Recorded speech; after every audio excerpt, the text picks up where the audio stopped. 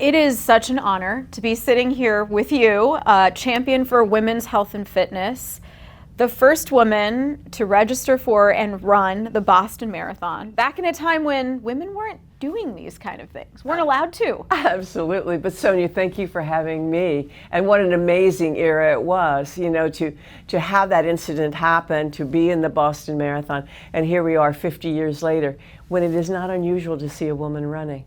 Isn't that amazing in 50 years? Yeah. What has kept you going all these years? First of all, I love to run. You know, running is a transformational experience for women. It doesn't matter how slow you're going, how fast you're going. It gives you such a sense of empowerment and self-esteem. It is enormous. And that's why a huge boom has occurred in women's running, and why there actually are more women runners than male runners in the United States. 58% of all participating runners are women, because it gives them that sense of self-esteem and empowerment. What is your personal workout regimen these days? You know what, 50 minutes a day, easy running, a few races, pin on a bib, see what I can do, that kind of running right now. But I'm not digging real deep. No. Well, it still sounds like you are.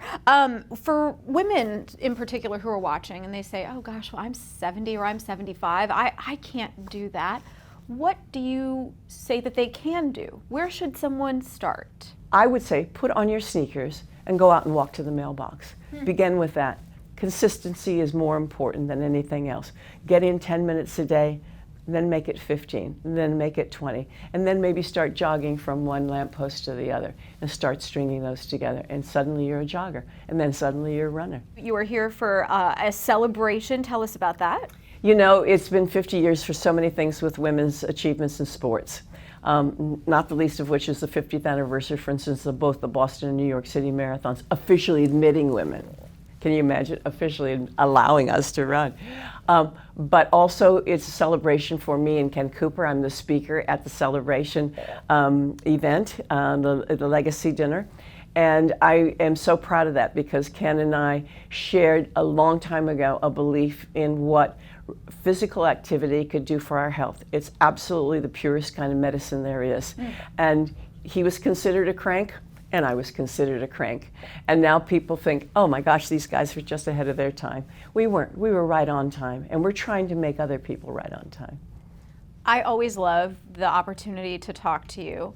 I'm wondering if you could take out your crystal ball and look 50 years into the future, what you see when it comes to women's health and fitness. We have no idea what women's capability is all about. We are on the cusp of something really astonishing. You know, 50 years ago, people thought if a woman ran, her uterus was going to fall out. Now we know it is not unusual to see a woman running, and it's the most health-giving thing in the world. And I'm just talking about running. But so all across the board in terms of what women can achieve just in basic fitness on their own, or super-duper high-powered sport.